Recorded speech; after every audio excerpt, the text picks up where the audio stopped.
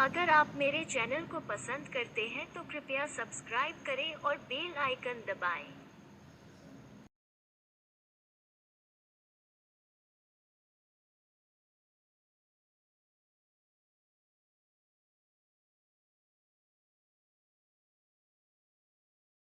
गांव में सलीम नाम का एक मछुआरा रहता था। हर सुबह वह मछली पकड़ने के लिए हवार जाता था और वह उन मछलियों को शाम को बेच देता है अपने परिवार को चलाने के लिए। एक दिन वह शाम को अपने घर वापस आ रहा था कि अचानक उसकी मुलाकात एक भिखारी से हुई। उससे पैसे मांगो, मेरे पास पिछले कुछ दिनों से कुछ नहीं है। सलीम का दिल बड़ा था और वह किसी को परेशानी में नहीं देख सकता था, इसलिए उसने कुछ पैसे निकाल लिए अपनी जेब से और उसे दे दिया। आईटी लो मेरे भाई, और इन रुपयों में से कुछ खा लो। बहुत बहुत धन्यवाद सर। अगले दिन जब सलीम बाजार से वापस आ रहा था तो वह फिर से भिखारी से मिला। सर मुझे खाने के लिए कुछ पैसे दे दो। उसने फिर उसे खाने के लिए कुछ पैसे दिए। कुछ दिनों तक हर शाम भिखारी सेलिन से मिला और सलीम उसे कुछ पैसे देता था भोजन के लिए। एक दिन जब सेलिन बाजार में वापस आ रही है शाम के समय, वह फिर से उस भिखारी से मिला क्योंकि हर दिन सलीम उसे कुछ पैसे देता था भोजन के लिए, और वह चला गया। और कुछ गज की दूरी पर जागते हुए उसने सोचा कि मैं उसे खाने के लिए कुछ पैसे देता हूँ, लेकिन फिर भी उसकी हालत बेहतर नहीं हुई है।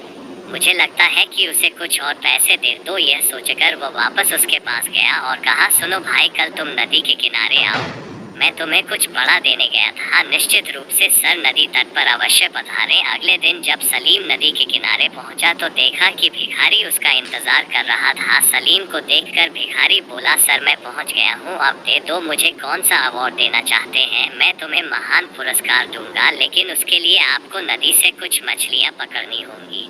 सलीम की बात सुनकर भिखारी बहुत निराश हो गया। वह कुछ भी नहीं समझ पाया, लेकिन बाद में वह सहमत हो गया। ठीक है, मैंने कुछ मछलियाँ पकड़ी हैं, आप ठीक तो हैं? चलो अब तुम इस जाल को नदी में फेंक दो और मेरे लिए कुछ मछलियाँ निकालो। भिखारी ने नदी में जाल के माध्यम से, और उसी तरह उसने उसे नदी में रख दिया। यह देखकर सलीम ने पूछा कि तुम क्या कर रहे हो? तुमने ही मुझे नदी में जाल फेंकने के लिए कहा था। मैंने तुमसे कहा था कि जाल फेंको, मछलियों को पकड़ो। जिस तरह से मैं आपको सिखाऊंगा कि मछलियों को पकड़ने के लिए जाल कैसे फेंका जाता है, ध्यान से। यह श्री कहने के बाद उसने पानी से जाल निकाला और नदी में सही तरीके से एक पे फेंक दिया, लेकिन इससे पहले कि मछली उसमें फंस सके उसने जल्दी से एक जाल वापस खींच लिया। यह देखकर भिखारी सेलिनो, है तुमने क्या किया है? तुमने मेरे वचन के अनुसार उस आदमी को क्यों निकाला? आज तुम मछलियाँ पकड़ोगे तो मैं तुम्हें एक बड़ा इनाम दूंगा। अब सही और सही तरीके से फेंकने के लिए एक जाल नदी में जाल के लिए भिखारी हम इसे ठीक से नहीं कर पाए। उसने कई बार कोशिश की, अंत में वो इसे सही ढंग से फेंकने में कामयाब रहा।